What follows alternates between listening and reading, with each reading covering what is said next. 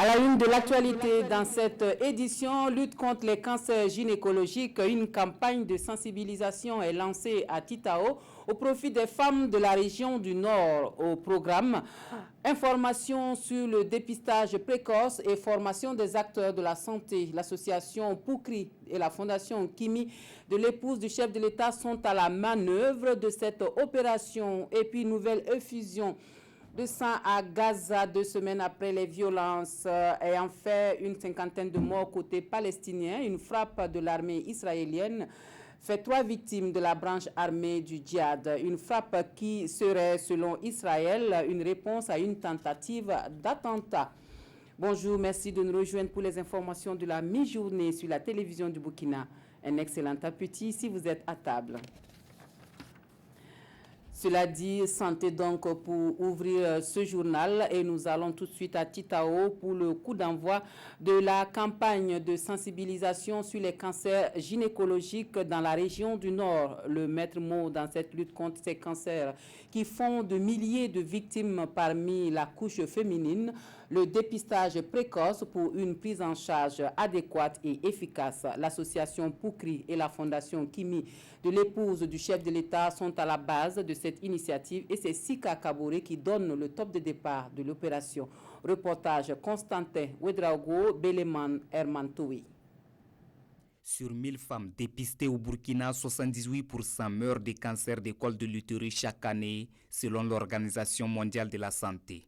Le cancer féminin constitue donc un fardeau pour la marche des femmes vers le développement socio-économique de la nation. Et c'est pour apporter sa touche dans ces combats que l'association Poukri de Titao lance la campagne régionale de lutte contre les cancers gynécologiques. J'ai eu la chance d'approcher la première dame à plusieurs reprises et chaque fois j'ai vu qu'elle se battait justement pour accompagner les femmes en matière de santé et surtout par rapport au dépistage des cancers gynécologiques. La raison pour laquelle je l'ai approchée, c'est aussi parce que nous, nos femmes, sont un peu vraiment démunies. Aussi, puisque ça coûte cher, ce serait bien si on avait des opportunités comme ça pour défendre nos sœurs, pour les accompagner. Engagée dans la lutte contre les cancers depuis quelques années, Sika Kabouré prône la prévention à travers la sensibilisation de ses sœurs. Les cancers gynécologiques ont cette particularité que quand ils sont dépistés à temps, ils sont faciles à soigner et ne nécessitent donc pas beaucoup de moyens financiers pour ce faire. Donc toutes les occasions sont bonnes pour nous pour parler, pour porter ce message à nos sœurs. Pour ce qui concerne le cancer du col de l'utérus, il n'y a pas de symptômes au début jusqu'à ce que le cancer s'installe. D'où l'intérêt de faire un dépistage avant que le cancer ne s'installe. Pour celui du sein, nous avons également donné des informations sur les manifestations du cancer et encourager les femmes à faire l'autopalpation du sein afin qu'on puisse parvenir à un diagnostic précoce des petits cancers. La formation des agents de santé, le dépistage et le diagnostic précoce du cancer du sein sont les principales activités au programme de ces 3 jours de campagne. Et selon professeur Charlemagne Ouedraogo, le cancer occupe le 3e rang après les pathologies infectieuses et cardiovasculaires enregistrées au Burkina Faso. Autre point de l'actualité, les effets des changements climatiques qui impactent négativement la production agricole et pastorale. Le projet GCP en fait son cheval de bataille. Le programme s'investit depuis 3 ans aux côtés des producteurs dans 4 régions pour aider à faire face à la situation en privilégiant l'approche champ-école et formation. Les acteurs sont réunis à Ouagadougou pour le point de ce projet et formuler de nouvelles propositions pour améliorer l'intervention du programme. On voit cela avec Aruna Mari. Ces membres du comité de pilotage tiennent ici leur première session ordinaire du projet GCP BKF 54, un projet qui œuvre pour la vulgarisation des bonnes pratiques en vue de mieux intégrer les changements climatiques dans la production agricole et pastorale. Pour l'atteinte de la sécurité alimentaire, le projet s'appuie sur l'approche école des producteurs. Cette session va en tout cas examiner et valider le rapport d'activité du projet autour de l'année 2017. Et éventuellement aussi le compte rendu de la dernière session du comité de pilotage. Et également formuler aussi des recommandations en vue donc de la poursuite de la mise en œuvre du projet qui doit avoir en tout cas beaucoup d'impact sur le terrain. La mise en œuvre du projet a débuté en mai 2015. Plusieurs actions ont été menées sur le terrain pour accompagner les différents acteurs. C'est un projet de résilience climatique. Il s'agit essentiellement de doter, de former les producteurs, les bénéficiaires, et en les dotant des moyens d'utilisation des bonnes pratiques agro-silvopastorales pour faire face à la résilience, pour faire face aux effets néfastes du changement climatique. L'approche que nous utilisons, c'est vraiment une approche de vulgarisation qui est traditionnellement connue au Burkina sous le nom de vocable de champs école de producteurs, mais que nous avons élargi aux aspects agricoles et sylvicoles. Le projet intervient dans la région de l'Est, du centre-ouest, du centre-nord et du Sahel. Il est financé à hauteur de plus de 2 milliards de francs CFA pour une durée de 4 ans. C'est le fruit d'un partenariat entre la FAO, le Fonds mondial pour l'environnement et l'État burkinabé. L'Agence nationale des énergies renouvelables et de l'efficacité énergétique, dans la dynamique de promotion de la qualité des équipements en énergie renouvelable axée sur la garantie, vient de signer une convention avec une entreprise américaine avec pour ambition de favoriser un environnement commercial plus assaini. Le souci étant de guider le consommateur burkinabé donc vers des choix plus économiques et plus respectueux de l'environnement. Des précisions avec Césaire Carrefour et Oumou Sissé. C'est un partenariat gagnant-gagnant entre l'Agence nationale des énergies renouvelables et de l'efficacité énergétique ANERE et l'entreprise américaine World Water and Solar Technologies qui se dessine ici. Un partenariat basé sur la promotion et la qualité des équipements en énergie renouvelable axé sur la garantie. On ne parle pas du distributeur, on ne parle pas du représentant, on parle du fabricant. Le fabricant qui signe une convention avec une agence nationale qui fait la promotion des énergies renouvelables à nous dire que lui, son produit est garanti 5 ans, 10 ans, 15 ans. À partir de là, démarre le circuit de distribution de la qualité sur le territoire national. Parce que nous allons pouvoir, à travers ce même fournisseur, il va nous dire qui sont ses représentants et ses distributeurs sur le territoire national. Cette signature de convention permet à l'ANERE d'accompagner le consommateur burkinabé à avoir accès à des équipements de qualité. Et selon Jean-Marc Palme, l'entreprise américaine répond aux exigences normatives fixées par son agence. À travers l'ANERE, ce que la compagnie veut promouvoir en premier, c'est la panoplie de produits de pompage solaire et mobile qu'ils ont. Ces produits-là sont vraiment adaptés à l'environnement burkinabé parce que ça te permet d'avoir de l'eau traitée comme de l'eau de l'irrigation, que ce soit en milieu rural et en milieu urbain. Aussi, ils sont prêts à investir de manière substantielle au Burkina. L'entreprise World Water and Solar Technologies est la première structure à signer une convention de partenariat et de promotion avec l'ANERE. Et dans le but de sensibiliser et de motiver la jeunesse sur la problématique de l'environnement, une compétition scolaire dénommée Prix Green School est organisée par la société Vivo Energy. Et le premier prix Green School du meilleur établissement scolaire ayant su intégrer la question environnementale revient au lycée Vénégré de Ouagadougou pour son projet dénommé Zéro ordure dans mon établissement. Plus de détails dans ce reportage de Gérard Sommet et Ismaël Diloma Sirima. Le lycée Vénégré, sacré champion de la compétition interscolaire Green School. Des mains de la directrice de Vivo Énergie, il reçoit un trophée, une attestation, un engagement pour l'aménagement du petit marché du lycée. À cela s'ajoute la construction d'un bloc sanitaire communautaire composé de 5 latrines ventilées. Les lauréats promettent continuer leurs actions de protection de l'environnement. Je suis contente qu'on ait remporté le premier prix sur Vivo Énergie parce que ça va nous permettre vraiment d'établir notre programme d'activité au lycée municipal Vénégré.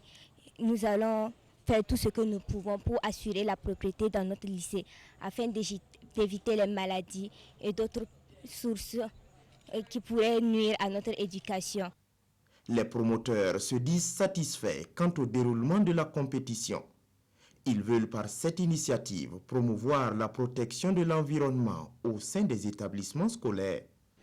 Je vais dire Paris réussi. Vraiment, les 10 écoles en compétition ont participé, ont élaboré des projets qui sont, comme on le dit en anglais, sustainable et qui sont réplicables dans plusieurs établissements à l'échelle du Burkina.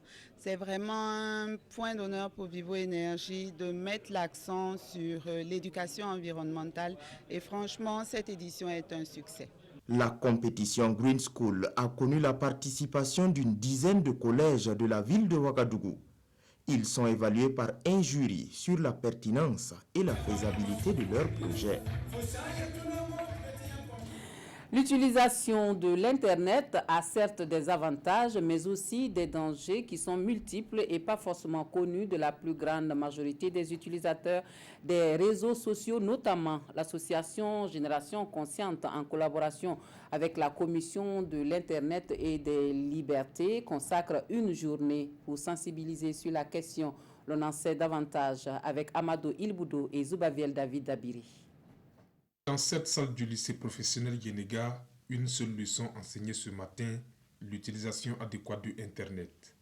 Cette initiative de sensibilisation à l'usage des réseaux sociaux est de l'association Génération Consciente du Burkina en collaboration avec la CIL, la Commission de l'informatique et des libertés. Il s'agit pour les deux structures de permettre à ces adolescents de mieux cerner les avantages, mais aussi et surtout les dangers liés aux publications de photos et vidéos sur la toile. Internet a bien sûr des avantages, mais il y a des dangers que les uns et les autres ignorent. C'est pour ça que l'association a bien voulu tenir cette activité pour sensibiliser les jeunes. Et c'est un couteau à double tranchant. Donc il faut aller vers un usage intelligent de l'Internet, il faut aller vers une utilisation consciente de l'Internet. Et je pense que c'est une très belle activité qu'il faut soutenir. Les participants saluent le bien fondé de cette journée de sensibilisation. Ils promettent dorénavant utiliser les réseaux sociaux avec plus de précautions. Mieux, d'orienter l'utilisation de Internet vers des recherches au profit de leurs études. Nous avons vu qu'il y a des conséquences, il y a des avantages et des conséquences. Et nous promettons de tirer des leçons sur ça. Et vraiment éviter le maximum de publier tout ce qui est intime sur la vie privée. Et vraiment éviter parce que ce n'est pas uniquement nous qui les voyons, mais c'est tout le monde entier. L'activité est à sa première édition et l'association Génération Consciente du Burkina veut l'étendre à d'autres écoles du pays. Et nous allons dans le centre-est pour un meeting des mouvements et associations de la région à Tenkodougou, une rencontre qui sert de bilan à mi-parcours des actions du gouvernement. Les préoccupations des populations à la base sont recueillies à l'occasion et qui devraient être remontées au sommet. Nous suivons le reportage de Maxime Zongo. Présidée par le secrétaire national chargé des OSC, la rencontre de Tenkodougou avec les mouvements et associations de la localité était destinée, selon Abdoulaye Mossé, à leur faire un bilan à mi-parcours du PNDS. Une opportunité aussi pour recueillir leurs observations et leurs doléances pour une amélioration significative de l'action du gouvernement. Nous avons cru bon de trouver un cadre qui puisse réunir des structures fessières de différentes couches de la population que les OSC sont en train de travailler autour pour promouvoir leurs aspirations, pour pouvoir les permettre de passer un message à travers une synthèse des doléances des différentes couches pour qu'il y ait un autre son de cloche au niveau de la majorité silencieuse. Tout en saluant les réalisations du gouvernement, les intervenants, en majorité des femmes et des jeunes, exhortent les autorités à multiplier les initiatives qui renforceront leur insertion socio-professionnelle au regard des énormes défis qu'ils rencontrent. La jeunesse n'a pas d'activité à mener convenablement parce qu'ils n'ont pas de ressources. Et encore au niveau de leurs entreprises aussi, ils ont des énormes difficultés. De la santé à l'éducation en passant par l'eau, l'assainissement, les routes, les voiries urbaines et bien d'autres, Les actions du gouvernement, selon Abdoulaye Mossé, sont perceptibles. Les lignes ont beaucoup bougé en très peu de temps dans un contexte national marqué par le terrorisme et la grogne sociale. Il en appelle par conséquent à poursuivre la veille citoyenne et soutenir le gouvernement pour des résultats encore plus promoteurs. Le premier point. Autre chose maintenant, le réseau des opérateurs économiques annonce à la presse son soutien à la probable candidature d'Apollinaire Compaoré à la présidence du Conseil national du patronat. Les conférenciers du jour abordent, entre autres sujets, des soupçons de corruption et de manigance. Des précisions avec Souleymane Sanou et Bouma Ernest Nebié. À cette rencontre, le réseau des opérateurs économiques aborde le sujet de l'élection du président du Conseil national du patronat burkinabé. Le réseau appuie la future candidature d'Apollinaire Compaoré à cette élection. M. Apollinaire, c'est un patron, il est simple le président des patrons. Il peut défendre les problèmes des patrons demain ou après-demain. Il n'a pas dit de mettre un employé. On est bien précisé.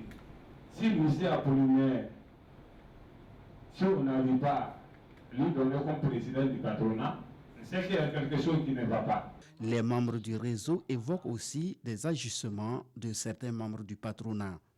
Des ajustements qui, selon eux, viseraient à barrer la route à leurs favoris, alors que les textes régissant l'élection sont encore en relecture.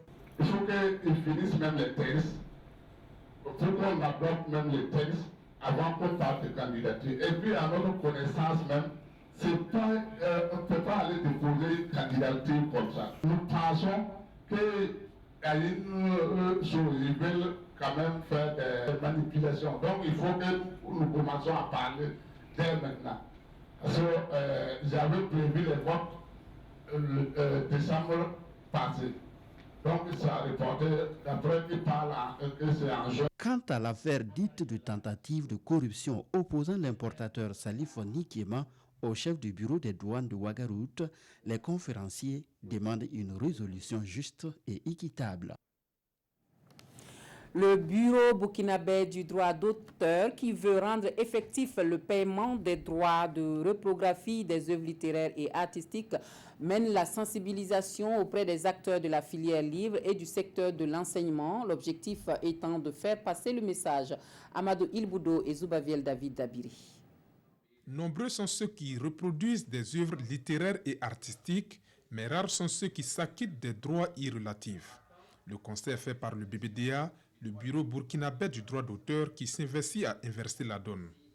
Pour protéger les œuvres de l'esprit conformément aux règles juridiques établies, le BBDA allie sensibilisation et information à l'intention des acteurs. C'est des acteurs qui travaillent dans un secteur où on a de plus en plus de reproductions qui sont faites, mais pour ce qui concerne le retour, pour la prise en compte des auteurs, voilà, il y avait le bas blesse là-bas. Donc il s'agit maintenant de voir comment on peut les sensibiliser pour que véritablement ils prennent en compte cette donne-là, pour permettre aux auteurs, aux acteurs, aux auteurs de pouvoir vivre aussi de leurs œuvres. Ici du secteur du livre et de l'enseignement, ces auteurs ici réunis auront droit à des communications axées entre autres sur le paysage littéraire burkinabé et les aspects de la reprographie. Aujourd'hui, la tendance est de réfléchir à voir en termes de perspectives comment, avec les établissements secondaires, les universités privées ou publiques, qui aujourd'hui ont un volume important en termes de reprographie, signer des licences qui nous permettront quand même de pouvoir rémunérer ces différents acteurs de la chaîne du livre.